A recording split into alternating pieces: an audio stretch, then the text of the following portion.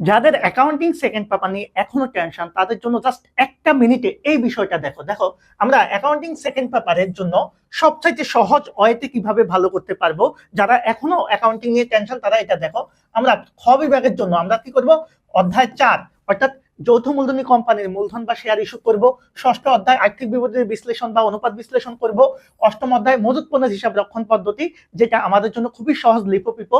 এরপরে হচ্ছে আমাদের দশম অধ্যায় ব্যবস্থাপনা হিসাব বিজ্ঞান পরিচিতি, যেখান থেকে আমাদের সিবিপি টাইপের ম্যাথগুলো আসে। এই 4টা অধ্যায় থেকে ভাইয়া 100% মাথায় রাখো, অ্যাটলিস্ট 4টা থেকে 5টা প্রশ্ন সিকিউ তুমি কমন পাবা। তাহলে তোমার কিন্তু এই 4টা অধ্যায় করে গেলে আর কোনো টেনশন থাকবে না।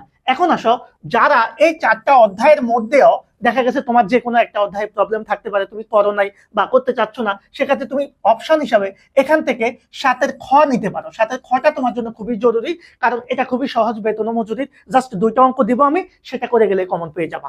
এর পাশাপাশি তোমাদের যদি একেবারে রিস্ক নিতে না চাও বা ভালোভাবে সবগুলা কমন পেতে চাও, বা একটা প্রশ্ন কোনো কারণে যদি একটু কঠিন হয় যাতে তাও 5টা প্রশ্ন অ্যান্সার করতে পারো, তাহলে অধ্যায় 2 অর্থাৎ আমাদের অংশীদারি ব্যবসায়ের হিসাব অথবা অধ্যায় 3 নগদ প্রবাহ থেকে একটা অধ্যায় করে যেতে পারো।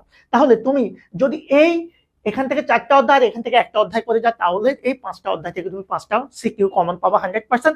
আর আমাদের পঞ্চম অধ্যায় যেটা আছে, পঞ্চম অধ্যায় এখান থেকে তো আমাদের চয়েস নাই, এখান থেকে 2টা প্রশ্ন আসবে, আমাকে 2টা প্রশ্ন দিয়ে অ্যান্সার দিতে হবে। সো এভাবে জাস্ট এই সাজেশনটা ফলো করলে তুমি খুব সহজেই সিকিউতে 70-এ 70 নাম্বার অ্যান্সার করতে পারবা।